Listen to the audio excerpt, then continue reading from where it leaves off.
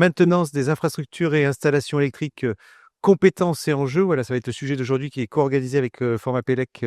Merci à vous, Formapélec, pour cette participation et puis également à la FFIE aussi d'être avec nous. 2 milliards d'euros. Est-ce que vous savez ce que c'est? Alors, je ne suis pas sûr complètement du chiffre parce que j'ai cherché. Je peux vous dire que j'ai cherché un chiffre clé. Est-ce que vous savez ce que c'est? Alors, ce que j'ai trouvé, c'est le chiffre d'affaires global du marché de la maintenance, ce que j'ai trouvé. Et dans un chiffre d'affaires global, vous allez peut-être me confirmer, du génie électrique qui atteint en France 50 milliards d'euros. Donc, ce serait 4% du chiffre d'affaires de la partie génie électrique. Voilà. Allez, on commence par un petit tour de table de présentation. Pascal Toggenburger, vous êtes à distance, président de la Je suis, FFIE. je suis bien là, Xavier. Voilà, donc président de la FFIE et créateur de l'AFOR aussi, puisque vous en avez parlé. Puis j'étais à l'origine de la création de cette association qui rassemble les opérateurs de recharge. Voilà, donc peut-être j'aurai l'occasion d'aller un peu plus loin. Je laisse la parole donc aux autres conférenciers. Voilà, merci d'être avec nous, Pascal. Christophe. Oui, bonjour à tous. Donc, Christophe Lepelletier, donc je suis le directeur développement et communication chez Formapélec. Merci. Yannick. Bonjour à tous, donc je suis Yannick Goulu, je suis responsable commercial, chef Formapélec. Et enfin, Carole. Et Carole Falguière, bonjour à tous, secrétaire générale à la FFIE. Voilà, donc vous voyez, on a un beau plateau là pour parler de ce sujet de maintenance électrique. Merci à vous. Alors, on avait dit, Pascal, pour commencer, que ça serait bien de faire un tour d'horizon des enjeux de la maintenance et du marché.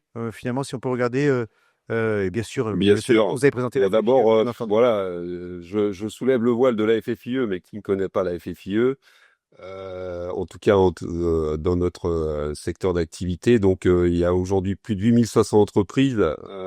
Donc, on a fortement progressé en 2 ans et demi, hein, puisqu'on était 6000 il y a 2 ans et demi. C'est pas pour mes beaux yeux, mais c'est simplement parce que la FFIE apporte évidemment des services de qualité pertinents et ça rassemble évidemment de plus en plus d'entrepreneurs.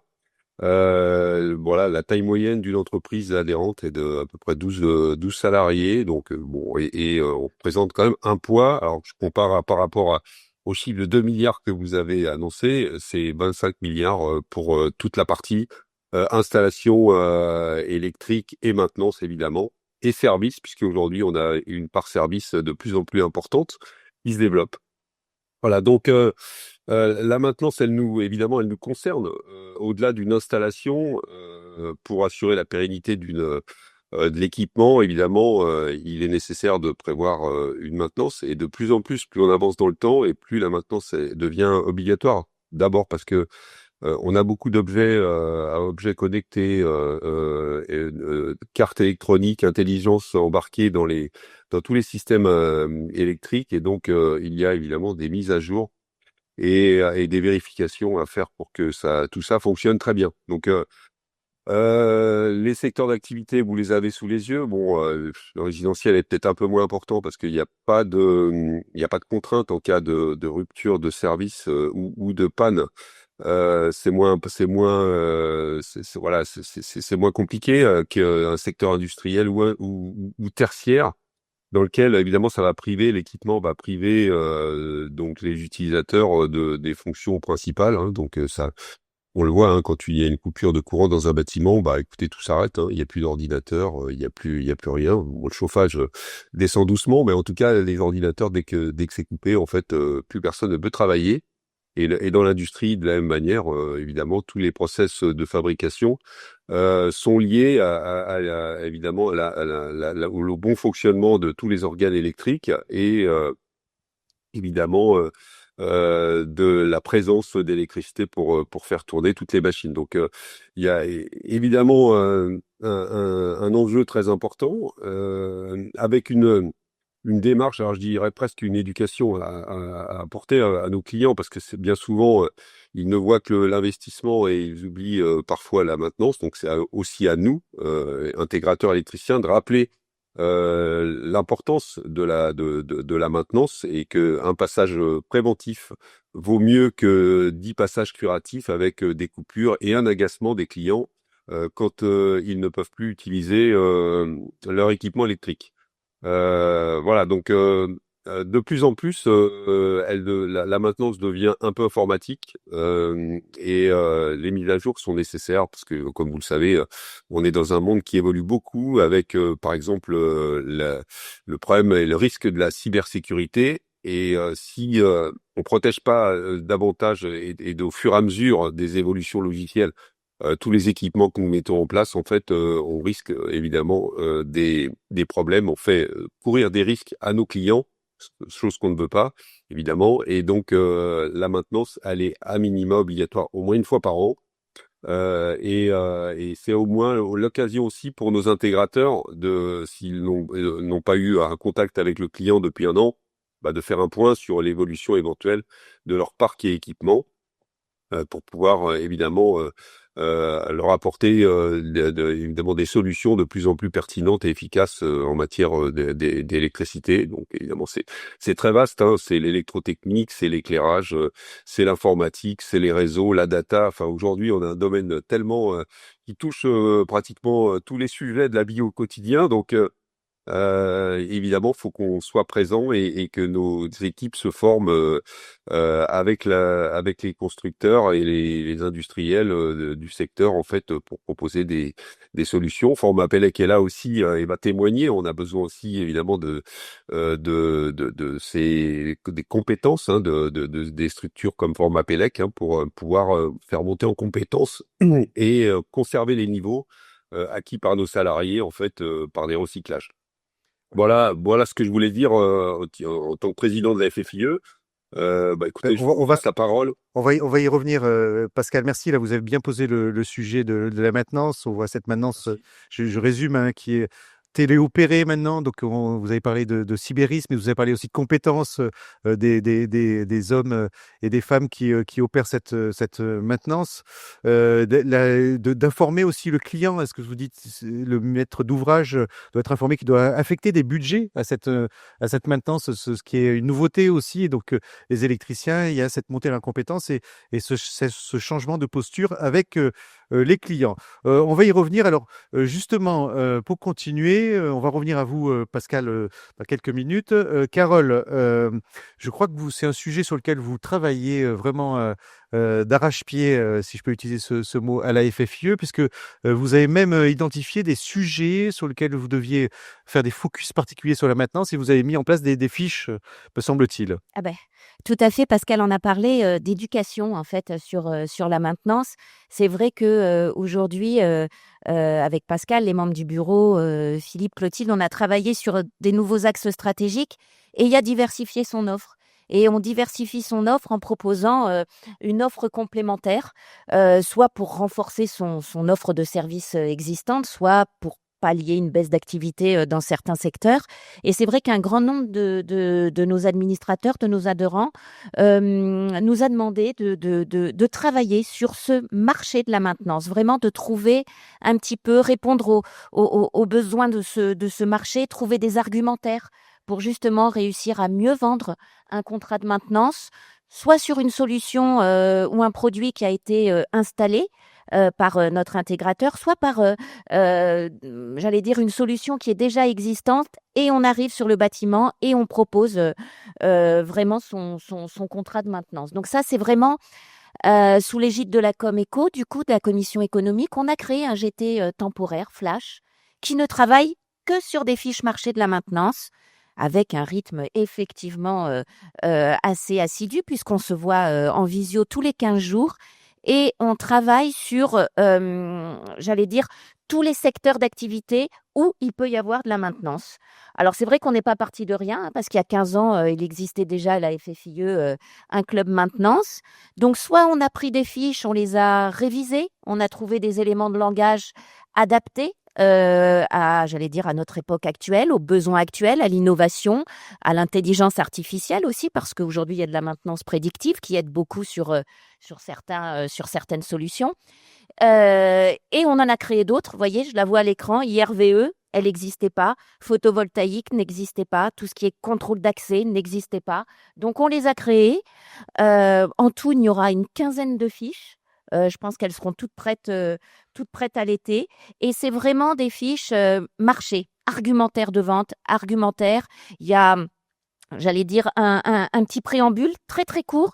Puis tout de suite, vous allez sur les garanties d'un contrat de maintenance, les atouts d'un contrat de maintenance. C'est pour certaines installations, c'est la sécurité des biens et des personnes et des biens d'ailleurs. On voit sur les groupes électrogènes, on travaillait sur les groupes électrogènes quand il y a eu le cyclone à La Réunion. Eh bien, on a des adhérents, voilà, qui on le sait, on les avait contactés pour avoir quelques petites tuyaux pour faire nos fiches.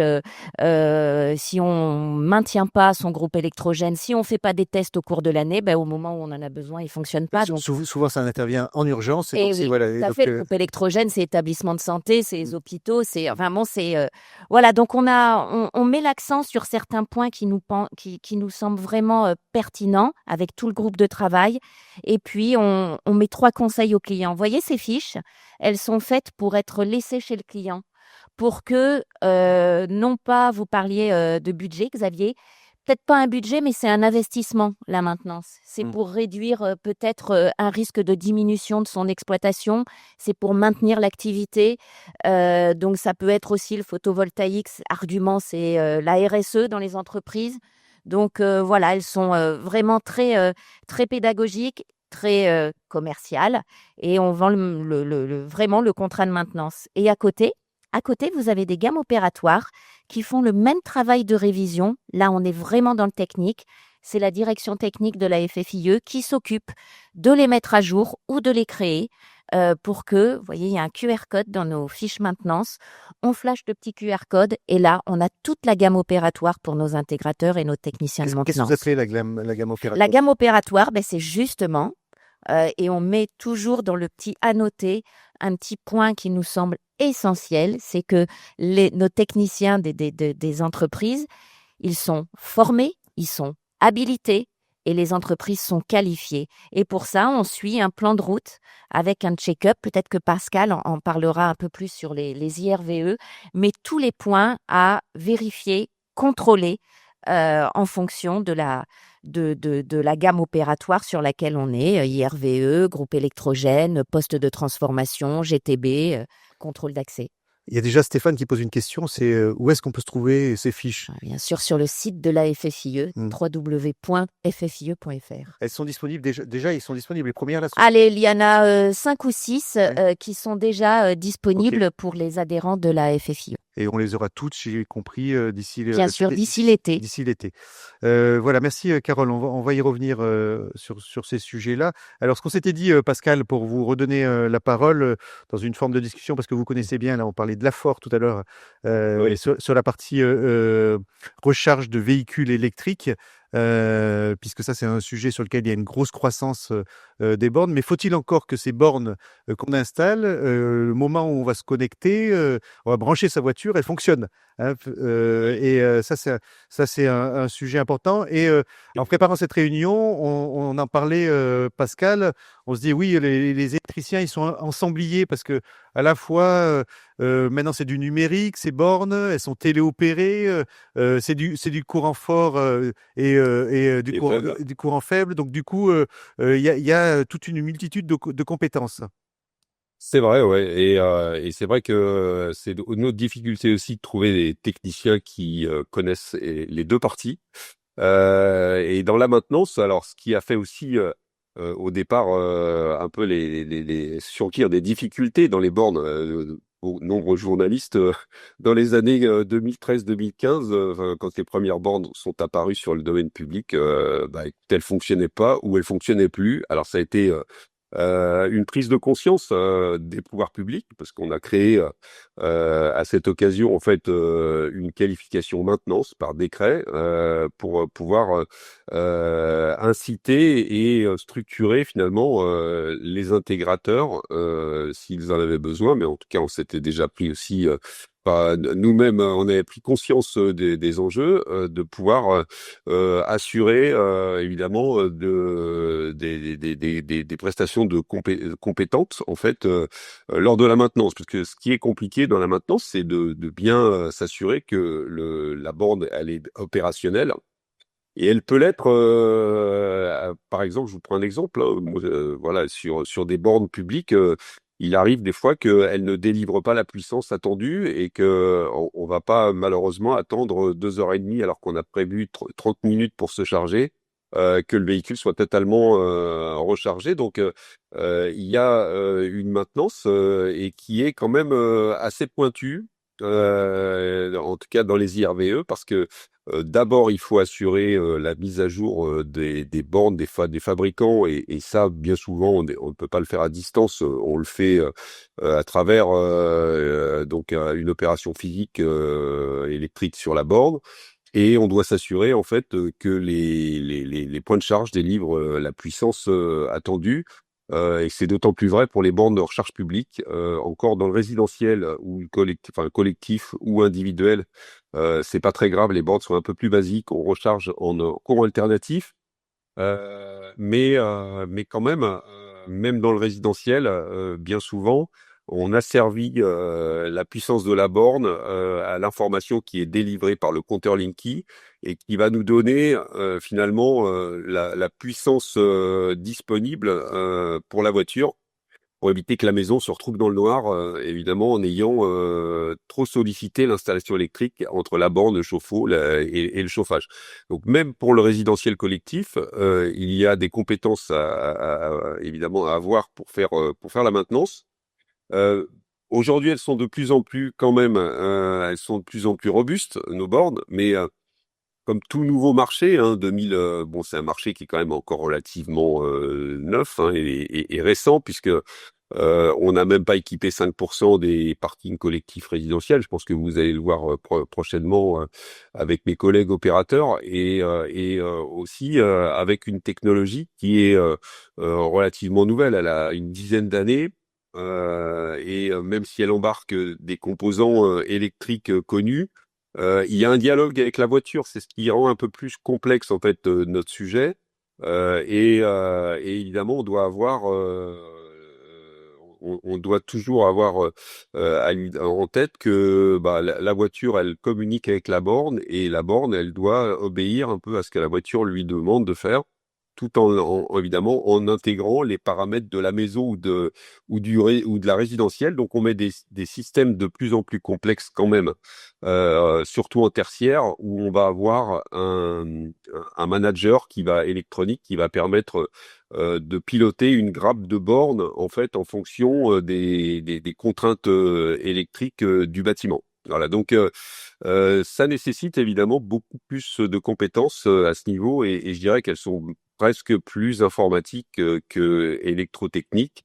Et c'est un sujet qu'on doit mettre en avant parce que c'est ce qui nous permet aussi d'attirer des jeunes dans notre profession. Parce que on a une profession qui évolue beaucoup et c'est un sujet passionnant en fait, hein, qui la performance de recharge, c'est quand même un sujet que beaucoup de jeunes aiment et on a quand même pas trop de difficultés à recruter des personnes parce qu'en fait elles s'inscrivent dans un mouvement de développement durable, le verdissement des flottes. Et un sujet qui généralement passionne plutôt les jeunes diplômés et on arrive à les faire venir dans nos entreprises sans trop de difficultés. Pascal, justement, merci pour ce focus là sur l'IRVE. J'avais juste une question avant de parler. Là, on va parler maintenant un peu formation aussi, hein, c'est-à-dire comment on accompagne ces personnes. Justement, ces personnes que vous recrutez ou que vous avez dans vos équipes, elles ont les doubles compétences, à la fois numériques et électrotechniques, ou c'est deux pour faire la maintenance, ou c'est deux personnes différentes? Alors non, c'est bien souvent une seule personne parce qu'on envoie sur le terrain pour la maintenance, généralement une seule personne. Alors, on a une équipe qui reste quand même au bureau. Ils sont sédentarisés. On arrive on communique avec la borne à distance. On a des systèmes, enfin tous nos systèmes ont un routeur et ça permet de se connecter pour voir, enfin avoir un historique, ce qu'on appelle les logs et qui nous permet de déceler en fait les problèmes. On a bien souvent, ça va vous faire rire, hein, mais beaucoup d'appels de gens plutôt âgés en fait, hein, qui ont du mal à enficher le connecteur dans la borne. Et évidemment, on nous appelle pour dire que la borne ne fonctionne pas, mais on voit tout de suite que la borne est mal connectée sur le socle. Et c'est vrai que c'est un problème. Hein, c'est sur les bornes, elles sont un peu difficiles à connecter. Donc, ça nous permet de lever quand même 40 à 50% de pannes déclarées, puisqu'elles sont pas forcément, enfin, soit elles sont pas réelles, ou soit on arrive à distance à corriger ces problèmes. Et puis pour le reste, alors hors maintenance préventive, hein, qui est une opération qu'on fait tous les ans sur les points de charge, ce qu'on va appeler opération curative, c'est-à-dire un déplacement d'un technicien pour aller voir le problème, c'est une seule personne et qui, elle, va avoir la double compétence électrotechnique et informatique. Donc elle a un PC avec elle et elle va dialoguer en fait avec notre hotline en fait avec les développeurs en fait et on va faire des tests pour voir quel est le problème sur la borne. Donc après, ça va sur soit un reboot, soit un flashage du soft, ou alors un changement de la borne dans les cas les plus compliqués. Voilà, mais elles sont nécessaires. Voilà, ce que vous témoignez aussi, c'est effectivement le contact avec le client, c'est-à-dire que effectivement, même si vous faites de l'assistance, il n'y a pas de problème sur la borne, mais c'est de l'accompagnement du client final pour faire en sorte qu'il arrive à utiliser le service correctement. On va continuer avec vous, Merci. Christophe, mais on vous garde avec nous, hein, Pascal. Oui, oui. Mais c'est vrai qu'à distance, on a tendance à oublier des fois les personnes qui sont à distance. Et là, on va pas vous oublier. J'ai l'impression d'être avec vous. Donc là, vous nous voyez en gros. Merci Benjamin et Benjamin, les deux Benjamins qui sont à la réalisation. Alors, Christophe, pour continuer, il y a une offre aujourd'hui et une montée en puissance des offres de formation autour de cette maintenance et notamment l'IRVE. Oui, absolument. C'est vrai que sur la partie installation des bornes de recharge, nous, Format Pélec, on a vu un pic de stagiaires on va dire, en 2022. C'est vraiment en 2022 où on a formé les installateurs pour la mise en place justement de ces bornes. Ce qu'il faut voir pour la maintenance, c'est qu'il faut quand même suivre ce socle d'installateurs avant de prétendre intervenir sur une maintenance, même sur une maintenance d'une borne, on va dire de niveau 1, parce que vous avez 3 niveaux de bornes. La niveau 1, donc c'est la borne que l'on va avoir chez nous, qui fonctionne en alternatif. La borne de niveau 2, elle va être communicante. Donc là, effectivement, on va avoir besoin de la double compétence courant fort, courant faible, réseau. Et la borne niveau 3, elle, c'est vraiment la grosse borne, comme vous pouvez voir sur la partie droite, ou celle que l'on a l'habitude de voir notamment sur les aires d'autoroute, qui elle, va nous permettre de nous recharger très rapidement en courant continu à des fortes puissances. Donc tout ça est très bien encadré, c'est-à-dire qu'effectivement, pour bien accompagner cette filière, tout ça a été encadré via un décret, tout d'abord en 2017, qui a été mis à jour en 2021, et par un arrêté d'application du 27 octobre 2021. Ce qui fait que chaque installateur doit effectivement être formé suivant le niveau de borne qu'il veut installer, mais que maintenant, on a le parallèle sur la maintenance, et vous avez effectivement l'IRVE MA2 qui va nous permettre d'assurer une formation pour faire la maintenance sur ces bornes de niveau 2. Et l'IRVE MA3, même chose pour les bornes de niveau 3. Donc 3 niveaux pour les installations, 3 niveaux pour la maintenance. Donc ça, c'est effectivement très important. Ce que vous pouvez voir dans notre salle, là vous avez effectivement la salle de Cachan en photo.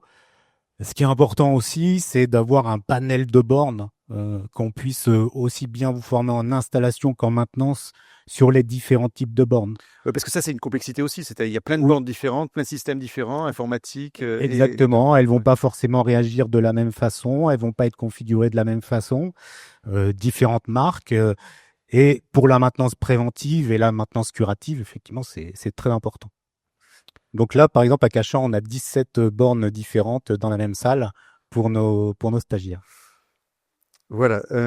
Alors, je crois que vous faites également sur la partie formation, il y a d'autres sujets sur la Oui, maintenance. On en a parlé d'ailleurs tout à l'heure, Carole en a parlé sur la partie photovoltaïque, hein, là où il y a aussi des formations aussi. oui, tout à fait. C'est vrai que sur l'IRVE, on a aussi la notion de référent technique obligatoire en entreprise, hein, par exemple sur la maintenance. Eh bien, je dirais que sur le photovoltaïque, on a à peu près le même modèle. Alors là, on parle pas de type de panneau, on va parler plutôt puissance. On va parler puissance, hein, on va être découpé, par exemple, chez Qualifelec pour obtenir ces qualifications en 3 niveaux, hein, le SPV1, le SPV2, le SPV3. Toujours la même chose, des formations liées à l'installation des panneaux sur la partie vraiment électrique. Et on aborde aussi hein, dans cette formation, vous avez l'exemple de la formation sur 3 jours, la PV210, qui permet d'avoir les agréments SPV1, SPV2. Dans cette formation, on aborde déjà, je dirais, les bases de la maintenance. C'est vraiment un stage sur l'installation, mais il est quand même vraiment important d'avoir au minimum les bases. Là, on est en train de développer un stage vraiment spécifique maintenance. Ça sera la nouveauté sur notre futur catalogue. Plutôt un stage plus long. On parle de 5 jours où vraiment on va pouvoir aller très très loin sur le photovoltaïque. Il y a quand même aujourd'hui des graves erreurs qui sont faites dans la maintenance. Je vois trop souvent, notamment sur LinkedIn, mais dans la vraie vie aussi, des gens qui sont debout sur les panneaux. Donc non, pour la maintenance de panneaux solaires, on va pas aller debout sur le panneau pour le nettoyer.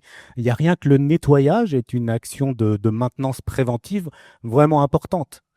Alors il y a les performances, donc il y a comme pour l'IRVE des appareils de mesure qui nous permettent de diagnostiquer tout ça, avec donc des informations, de la data, comme sur l'IRVE, qui nous permet effectivement, on en a parlé tout à l'heure, de même de faire de la maintenance prédictive, de dire bah voilà l'état de ce composant, cette pièce d'usure, bah on sait que sous 6 mois elle risque de lâcher, donc on va aller la remplacer, d'accord.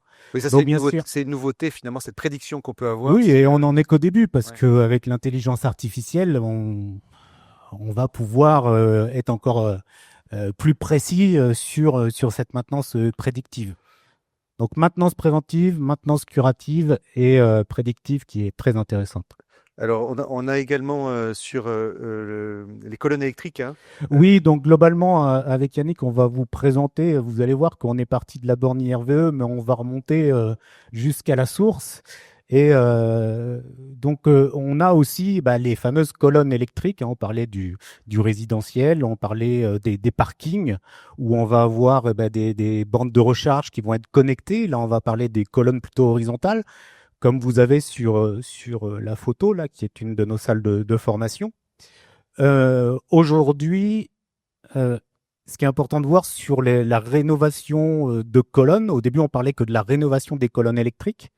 Aujourd'hui, cette qualification, qui est une qualification Qualifelec, hein, avec une mention qui s'appelle CLN, elle est également obligatoire depuis le 1er janvier 2025 pour les installations des colonnes, donc pour les colonnes neuves. Et on doit prendre en compte, lorsqu'on construit une colonne, le futur apport ou l'apport des bornes de recharge de véhicules électriques. Donc dans son étude, dans son dimensionnement. On a 2 niveaux de formation sur les colonnes. On a le module technique installateur et le module chargé d'affaires qui va plutôt être, lui, sur l'administratif, sur la note de calcul, etc. Dans tous les cas, pour pouvoir obtenir cet agrément, hein, Qualifelec, cette même qualification, cette mention CLN, il faut suivre les 2 types de stages. Bon. Il faut suivre les 2. On doit justifier du module technique installateur et du module chargé d'affaires. C'est pas forcément la même personne de l'entreprise. Ça peut être la même personne de l'entreprise. Donc, ce qui est vraiment important, d'ailleurs, on le voit, nous, on a pas mal communiqué, informé, mais c'est vrai que ces formations-là, j'ai souhaité en parler puisque depuis le début de l'année, on a beaucoup plus de demandes, puisque auparavant, Enedis n'exigeait pas, pour une installation d'une colonne neuve, la qualification. D'accord? La mention CLN de Qualifelec. Depuis le 1er janvier, si une entreprise veut répondre à un appel d'offres sur les colonnes électriques, elle va devoir justifier de sa qualification. Voilà, donc ça c'est très clair. Merci Christophe là sur ces Ouais. 3 sujets, mais pas que. Ça c'est Yannick. On va le voir ensemble. On a listé tous les sujets. Carole a listé tous les sujets sur lesquels il y a de la maintenance et des enjeux de maintenance. On va pouvoir lister les formations sur lesquelles qui sont associées à ces sujets-là, avec quelques photos qui vont venir illustrer les plateaux techniques que vous avez. Benjamin va nous mettre la diapo. Oui, tout à fait. Donc, chez Formapelec, on est en mesure d'accompagner la filière sur des formations qualifiantes, mais également sur du développement de compétences. Là, en l'occurrence, on peut vous accompagner sur la maintenance des postes haute tension. Donc, c'est une formation très complète sur 5 jours. Où on va vraiment voir toute la technologie HTA, la maintenance des postes, les différents types de manœuvres, différents types de consignations, réaliser des têtes de câbles, raccordement sur le transformateur. Donc voilà, une formation très complète, 50% de travaux pratiques. À l'issue de cette formation, vous êtes vraiment en capacité de pouvoir répondre à des contraintes de maintenance sur les différents types de cellules. L'avantage de cette formation, c'est qu'elle est multimarque. Donc les stagiaires vont maniper sur différents types de cellules, différentes technologies, différentes générations, de manière à pouvoir confronter le stagiaire sur la réalité du terrain et qu'il soit opérationnel post-formation. Ensuite, vous avez autre chose. On a également une autre formation, donc là on est plutôt sur les équipements basse tension. Donc la même chose, l'entretien des équipements, c'est primordial. Donc des formations sur les mesures, sur le contrôle, sur les mesures d'isolement. Donc une formation de 5 jours, vraiment très complète sur la basse tension, avec plus de 50% de travaux pratiques. On a aussi une formation sur tout ce qui est éclairage extérieur. Donc là, on a beaucoup de formations sur les nouvelles technologies. Donc on a une formation sur l'installation et la maintenance d'installations extérieures à LED. Donc une formation sur 5 jours qu'on dispense sur le site de Pont du Château, après de Clermont-Ferrand. Mais également une formation, un module avancé sur la T-gestion. Tout ce qui est supervision du réseau d'éclairage extérieur et de la maintenance assistée par ordinateur. Donc une formation de 3 jours, 80% de travaux pratiques. Et aussi une formation spécifique à la haute tension sur le réseau d'éclairage public. Donc on est en capacité de pouvoir accompagner sur la basse tension et sur la haute tension et sur les différents types de gestion en éclairage. Formation de maintenance également sur les réseaux fibres. Donc on peut vous accompagner sur le réseau privé, donc sur le réseau LAN. Donc formation de 3 jours, 50% de travaux pratiques sur l'usage du réflectomètre, sur l'analyse des différents types de courbes, de manière à pouvoir garantir un réseau fiable sur le secteur privé, mais également sur le FTTH, pour garantir également aussi un réseau très important. Maintenant CCC, donc ça c'est crucial pour la sûreté des bâtiments. Donc une formation de 3 jours spécifique à la maintenance de la sécurité incendie. Oui, c'est d'ailleurs, on en parlait hier avec la sécurité incendie dans les ERP. Il y a des obligations, effectivement, d'avoir des accompagnateurs SSI. Je n'ai plus le nom en tête, d'ailleurs, je l'ai perdu. Mais en tout cas, il y a des métiers pour ces systèmes de sécurité incendie. Et puis, il y a différentes catégories de systèmes de sécurité incendie. Donc, c'est hyper technique. Ouais. Et l'avantage de nos formations, comme vous pouvez le voir sur la photo, c'est qu'on dispose d'ateliers mobiles qui nous permettent donc de faire la formation sur tout le territoire. On se déplace avec tout le matériel, on fait une formation clé en main directement en entreprise. Oui, parce que là, on aborde un autre sujet, mais je tire le fil, c'est qu'effectivement, aussi, les bâtiments évoluent beaucoup plus rapidement maintenant. C'est-à-dire qu'on vient mettre un club de sport dans un bâtiment, donc un bâtiment qui avait un usage, maintenant, il a un autre usage. On vient ouvrir une salle de restaurant qui était une cantine fermée, mais on ouvre à l'extérieur. Et donc, du coup, les usages qu'on a changent, et donc, il faut avoir des électriciens qui sont en capacité de maintenir tous ces systèmes. Tout à fait. Alors, peut-être une autre Voilà. Et toujours sur la maintenance sécurité bâtiment, on en parlait tout à l'heure. Ouais. Donc tout ce qui est donc sécurité intrusion, contrôle d'accès, vidéoprotection. Donc des formations purement sur l'installation et la maintenance d'une durée de 3 jours. Le tout également donc mobile. On dispose d'ateliers mobiles. Donc on peut former vos équipes sur tout le territoire. Est-ce qu'il peut y avoir des cas où vous avez des clients qui vous disent tiens, moi j'ai une typologie de matériel et donc j'aimerais qu'ils soient formés sur cette typologie de matériel? Oui, tout à fait. On est en capacité de pouvoir faire de la formation sur mesure par rapport à un certain type de matériel. Voilà, donc là, on a fait un peu le tour d'horizon là de cette maintenance. Si vous avez envie d'interagir, Pascal, vous pouvez le faire aussi. Si vous avez quelque chose à dire, il suffit de lever la main. Pas de problème. Alors, continuons avec vous, Carole. Qui dit maintenance, vous en avez parlé un petit peu tout à l'heure, dit aussi contrat de maintenance. Et là, on voit que c'est un sujet complexe puisqu'il faut avoir une discussion avec le maître d'ouvrage, de quoi il a besoin, comment j'adapte mon contrat, quels sont les impacts en termes de coûts. Bon. Exactement. Et justement, avant, je voudrais interagir en fait.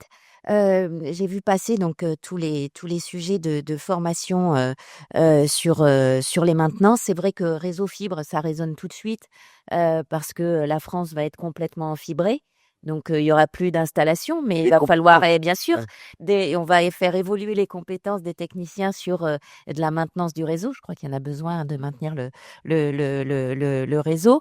Donc effectivement, tout ça résonne. Donc on va, c'est prévu, partager nos fiches avec vous. Et souvent, quand on fait, alors peut-être pas ces fiches-là, mais quand on fait des guides à la FFIE, on s'entoure, le guide PV mode d'emploi, de format PELEC, de Qualifelec également sur la qualification. Donc c'est vrai que c'est toujours des travaux qui sont en écho avec format PELEC.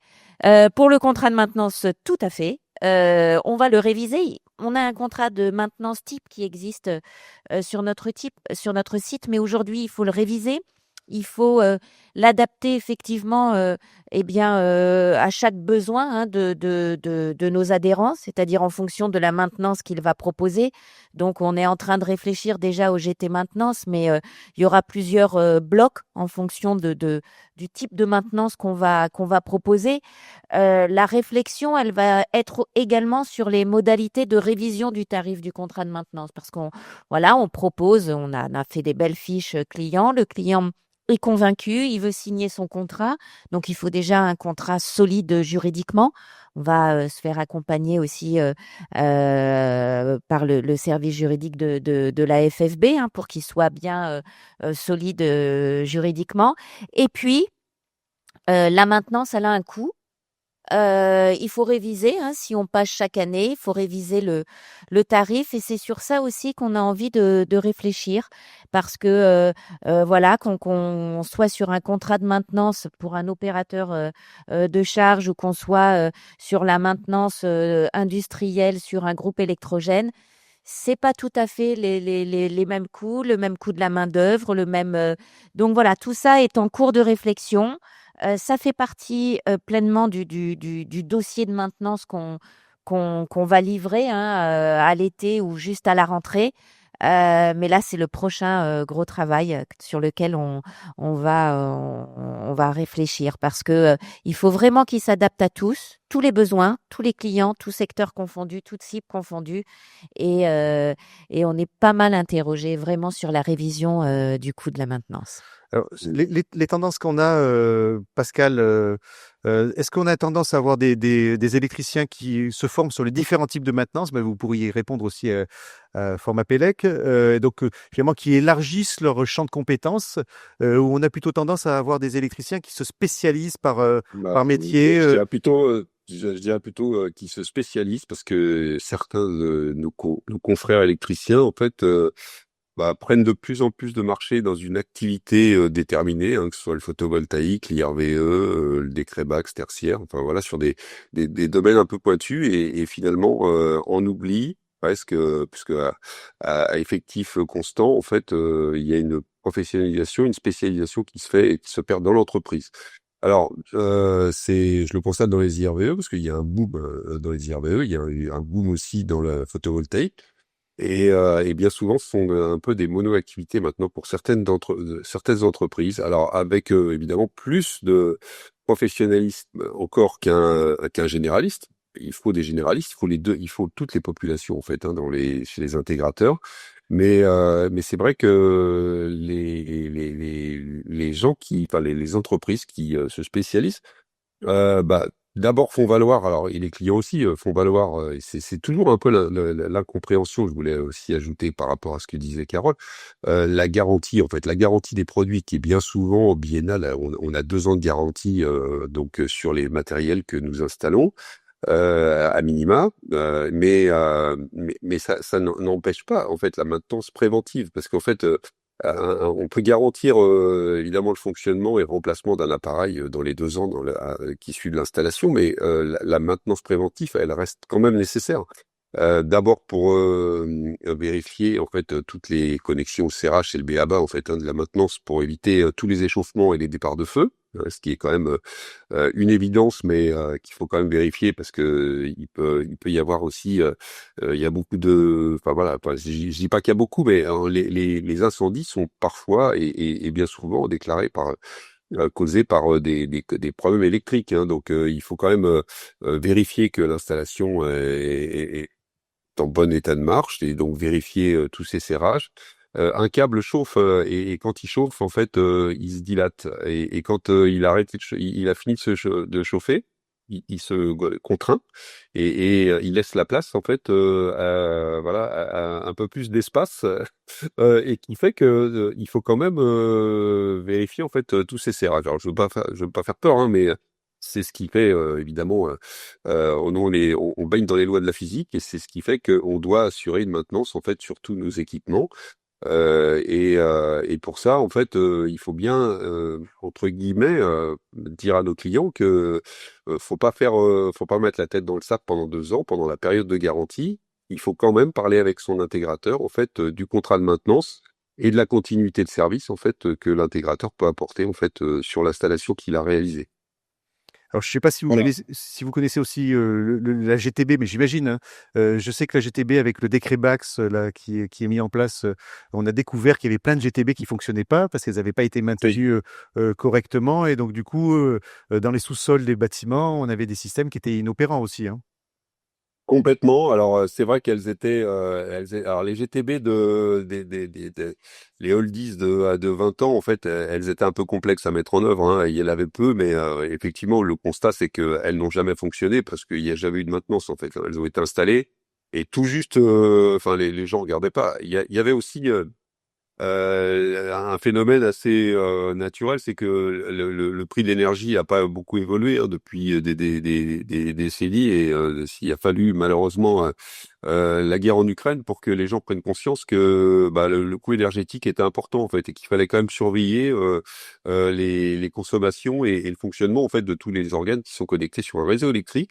Et ça, finalement, ça a boosté un peu notre business, hein, au-delà du cadre réglementaire hein, qui s'impose à nos clients donc par l'Europe et qui prévoit évidemment dans un cadre vertueux de réduction de CO2 en fait de pouvoir de moins en moins consommer, donc d'isoler, de moins consommer et de piloter intelligemment nos systèmes électriques.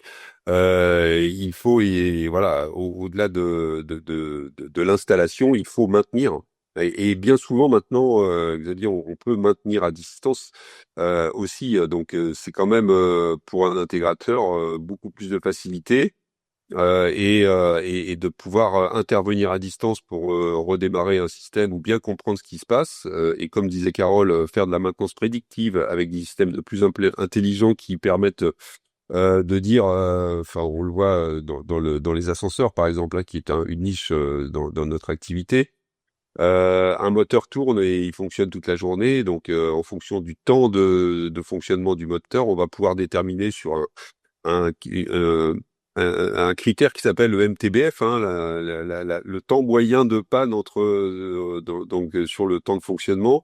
Donc une maintenance en fait qui va permettre de supprimer tous les organes qui sont usés ou qui vont s'user et qui vont tomber en panne. Donc pour nous c'est évidemment c'est important d'avoir une relation au temps avec nos clients qui nous permet de dire bah voilà il faudra prévoir le remplacement de telle ou telle pièce, même si en électrotechnique, il n'y a pas beaucoup d'organes qui sont mécaniques et physiques. Il y a les contacteurs, et évidemment, il y en a partout, hein, des contacteurs. Ça fait clac-clac bien souvent.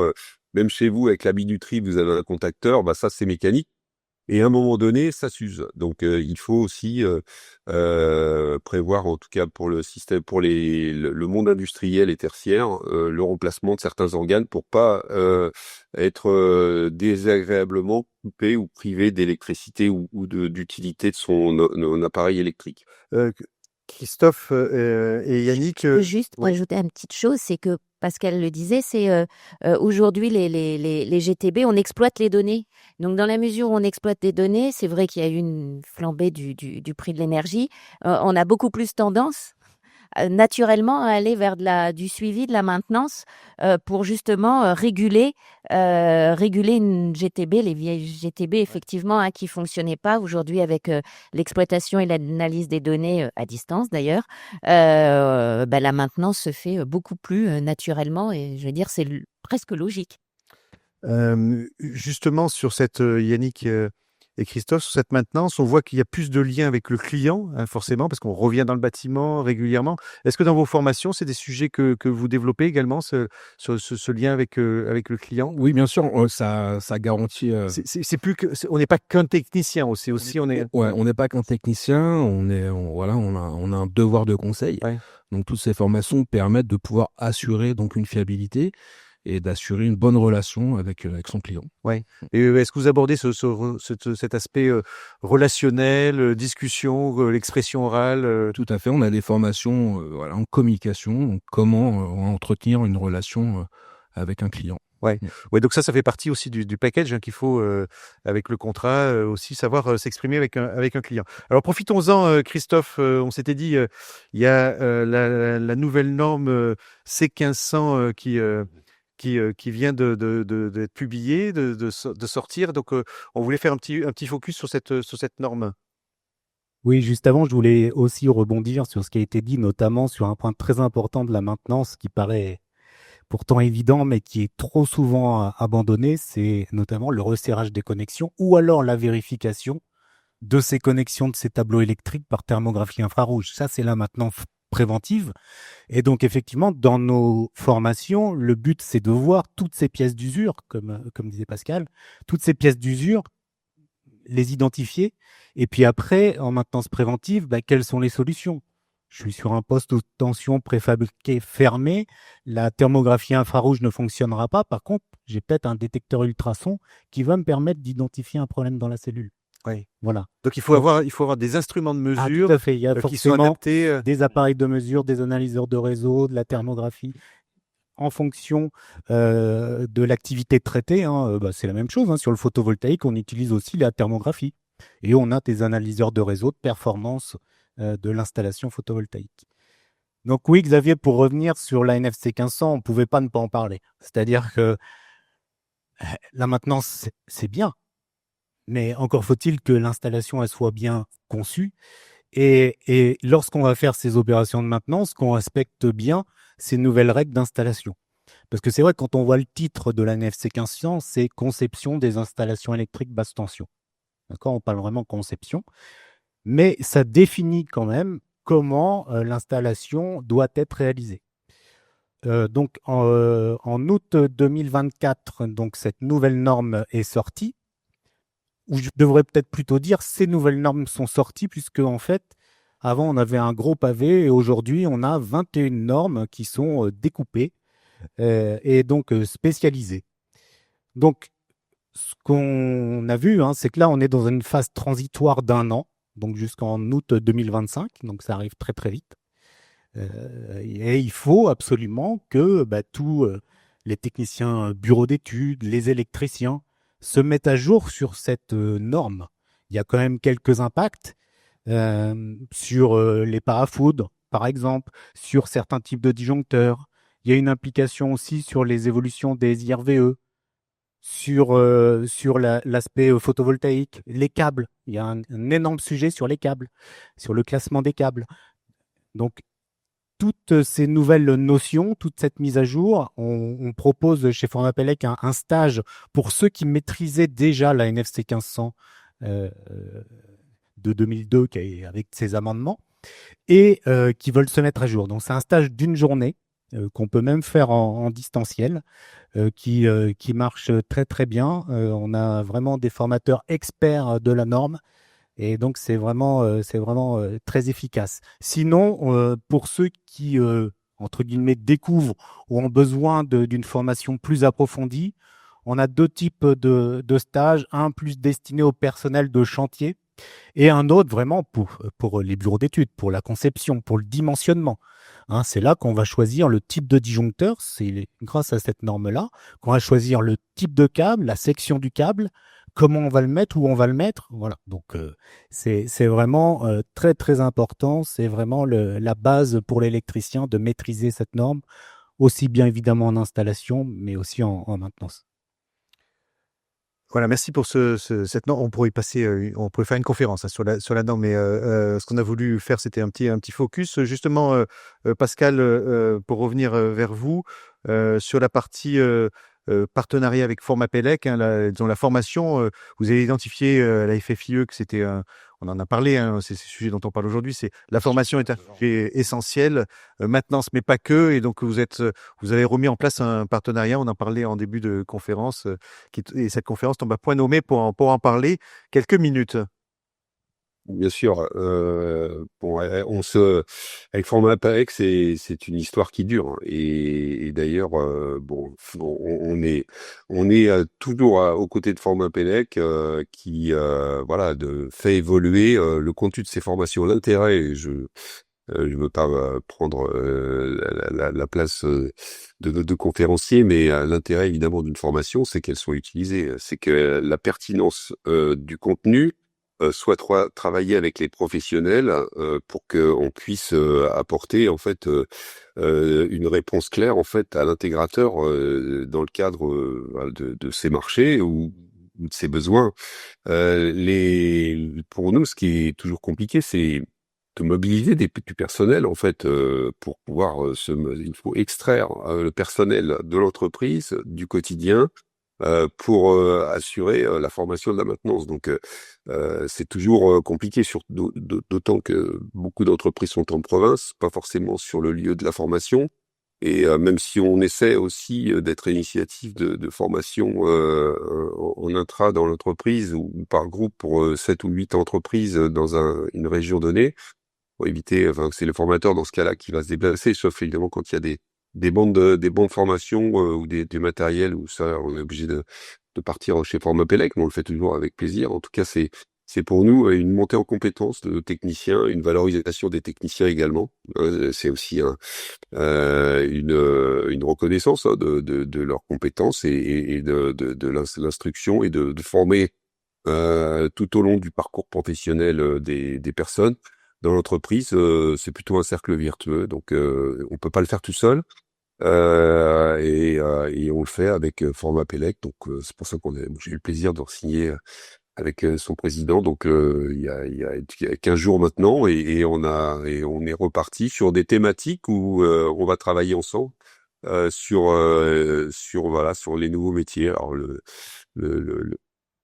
Formapelec a un spectre très large, hein, donc il s'adresse aux majors, aux ETI et à l'artisan, donc ils le savent bien.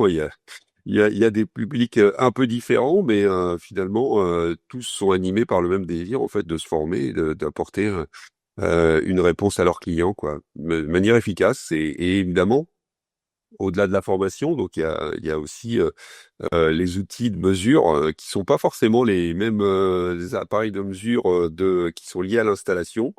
et qui permettent bon la caméra thermo, l'ultrason, l'analyseur. Alors, il y a des trucs très coûteux, hein, enfin en IRVE là pour surtout dans le cadre des charges à courant continu, donc pour simuler en fait une charge, voilà, c'est carrément un camion presque, hein, donc alors, c'est pas forcément mobilisable tout le temps, mais c'est nécessaire pour pouvoir tester la performance jusqu'au bout de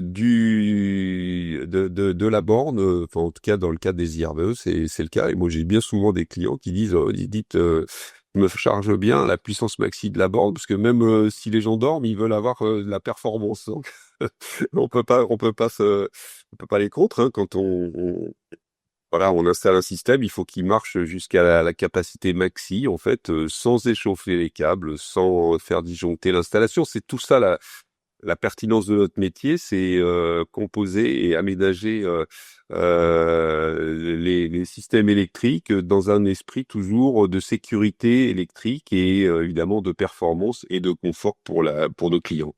Oui, Christophe, Voilà. peut-être merci Pascal. Christophe, peut-être pour le mot de la fin, c'est aussi, vous avez vos clients qui ont des besoins d'être opérationnels tout de suite et puis qui n'ont pas de temps à perdre non plus. Donc, il faut que vous les formiez, que vous organisiez des fois des stages un peu sur mesure. C'est une demande qui est de plus en plus fréquente que vous avez? Oui, et c'est vraiment une volonté, hein. On a effectivement un catalogue de base sur nos formations, mais notre premier réflexe, c'est d'étudier le besoin du client. C'est d'étudier le besoin du client et s'il faut, on va monter une formation spécifique. Ça peut être sur ces installations, ça peut être sur un équipement particulier. Et je dirais qu'on a aussi l'avantage d'avoir ces fameux plateaux mobiles. Par exemple, en IRVE, on est capable d'aller partout en France sur la maintenance niveau 1, niveau 2 avec nos plateaux mobiles. Ouais. Voilà. La même chose sur le photovoltaïque. Et c'est vrai qu'avec les outils de mesure qu'on a, alors surtout sur le niveau 3, c'est impossible parce que on a le poids de la borne qui est...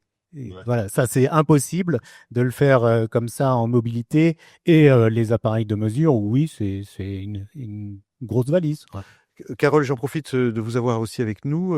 Les électriciens qui vous appellent, vos adhérents, c'est quoi les marchés là, émergents là, sur lesquels il y a beaucoup de demandes en ce moment, même si on regarde hors maintenance, hein? Ah ben, hors maintenance, ça reste IRVE, photovoltaïque et bien sûr GTB, le pilotage des bâtiments, hein, la régulation du chaud, du froid, ça reste un marché qui monte, c'est le contrôle d'accès. Alors le contrôle d'accès avec tout ce qui est en plus, hein, tout ce qui est dedans, détection, intrusion, vidéo, surveillance. Voilà, ça c'est un marché qui monte pas mal aussi. Voilà. Écoutez, on a fait à peu près le tour de ce sujet. On pourra en parler longuement encore. Merci à vous toutes et à vous tous. Merci Pascal d'avoir été à distance. La connexion était très bonne grâce au réseau électrique et numérique. Donc merci à vous pour œuvrer au niveau national, hein, pour que tous ces systèmes fonctionnent. Ça c'est grâce à vous électriciens aussi qu'on peut tenir ces conférences. On est fan de vélo aussi, donc vous avez une expo sur le vélo, vous pouvez scanner le QR code, vous le verrez dans la présentation. Merci à vous toutes et à vous tous, chers publics et chers conférenciers, et puis à très bientôt.